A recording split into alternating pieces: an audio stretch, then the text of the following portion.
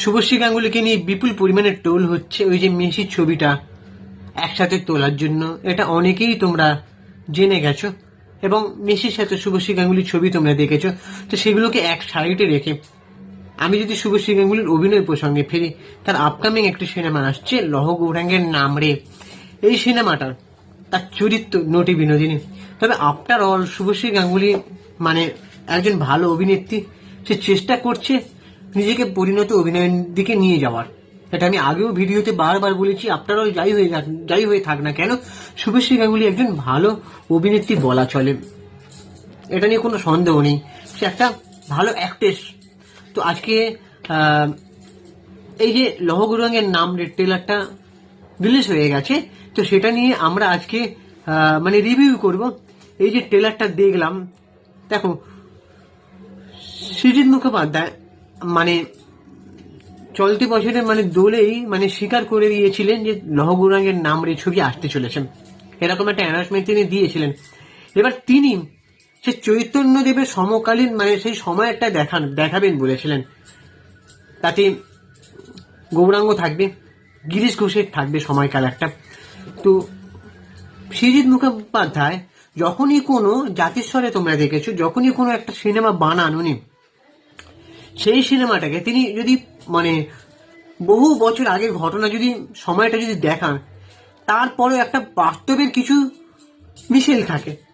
এখানেও বাস্তব দুটো চরিত্র কিন্তু আছে, ইন্দ্রনীল সেনগুপ্ত এবং তোমার বলা ভালো ঈশা সাহা।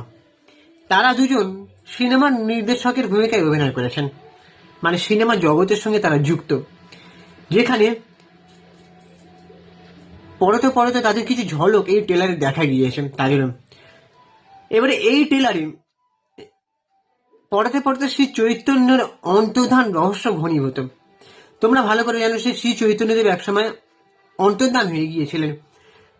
এবারে দিব্যজ্যোতি যে সিরিয়াল করে, তার যে লুকটা তোমরা দেখেছো প্রকাশ হয়ে গেছে অলরেডি অনেকদিন আগে থেকেই। তারও একটা বড় চমক আছে, আমি সেটা বলেছিলাম। তারপরে ছবি যে গানগুলো কিছু কিছু মানুষের ভালো লেগেছে, কিছু কিছু গান ভালো লেগেছে। ট্রেলারের শুরুতে ঘষা কাঁচের ফেমে একসাথে নৌকা আসতে দেখা গেছে। এবার সেখানে ঈশা সাহার একটা কণ্ঠস্বর দেখা গেছে। কিন্তু তারপরে কিছুক্ষণ পরে শুভশ্রী গাঙ্গুলির ক্যারেক্টারটা আসে, তার কণ্ঠস্বর শোনা যায়। গিরিশ ঘোষকে প্রশ্ন করে, কিন্তু আপনার কেন এমন মনে হচ্ছে মাস্টার মশাই? এই যাবৎ কাল আমরা যে গল্প শুনে এসেছি তা সত্য নয়। সেই সময় একবার ঈশা সাহা এবং ইন্দ্রনীল সেনগুপ্ত আর একবার গিরিশ ঘোষ এবং বিনোদিনীর চরিত্রে শুভশ্রী আর বাত্য বসুর দেখা মেলে, এই যে চরিত্রগুলো পরপর। এবার অরিজিৎ সিং এর গানের ছন্দে খেলে যায় নিমাই সন্ন্যাসীর জীবনের নানা প্রতিচ্ছবি। আর তার মাঝে গিরিশ ঘোষের কণ্ঠে শোনা যায় তিনি পুরোপুরি অদৃশ্য হয়ে গিয়েছিলেন, তার নশ্বর মৃত দেহটুকু পাওয়া যায়নি, এরকম একটা কণ্ঠস্বর।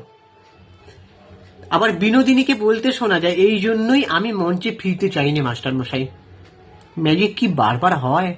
এরকম ডায়লগ সংলাপ শোনা গিয়েছে। তারপর ট্রেলার যত এগোয়, ছবির রং তত এগোয়, আরো গাঢ় হয়। তারপরে বিষাদের সুর আর অন্তর্ধান রহস্যের জটিলতা ট্রেলারের মধ্যে ধরা দেয়।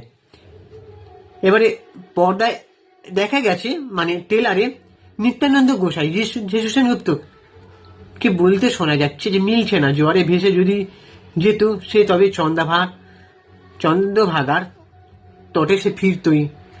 যিশু সেনগুপ্তকে তোমরা আগেও দেখেছো যে নিমাইয়ের বেশে সে সিরিয়াল দিয়ে যখন মানে প্রবেশ করেছিল, তখন তার চরিত্রটা দেখবে। এবার সেই যিশু সেনগুপ্তের লুক আর এখনকার যিশু সেনগুপ্তের লুক কিন্তু অনেক আকাশ পাতাল তফাৎ।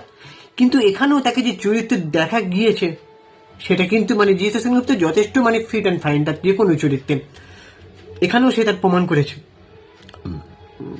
এবারে অন্তর্ধান রহস্যের থিওরি যে মিলেমিশে একাকার এই ট্রেলারে কিন্তু দেখা গিয়েছে, আগেও টিজারে কিন্তু এই যে অন্তর্ধান রহস্যটা এতটা দেখা যায়নি।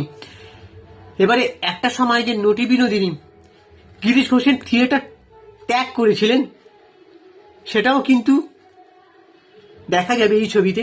তবে সবশেষে মন ঠান্ডা হয়ে যাওয়ার একটা শান্তির বার্তা এই ছবিতে থাকবে।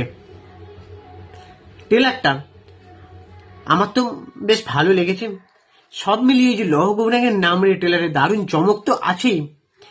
এবারে সৃজিতের ছবি তোমরা ভালো করে জানো, সৃজিত মুখার্জির ছবি টুইস্ট থাকে। সে যেভাবে মানে এক্সিকিউট করে চরিত্রগুলোকে, সে যেভাবে মেলে ধরে, ঠিক আছে। এখন জানি না সে এই সিনেমাটা কেমন করবে, কারণ তার লাস্ট কিছু ছবি একদমই মনে কাটেনি। পদাতিক সিনেমাটার রিভিউ সব থেকে ভালো। পদাতিক সিনেমাটা যেখানে মৃণাল সেনের চরিত্রে চঞ্চল চৌধুরী অভিনয় করেছেন।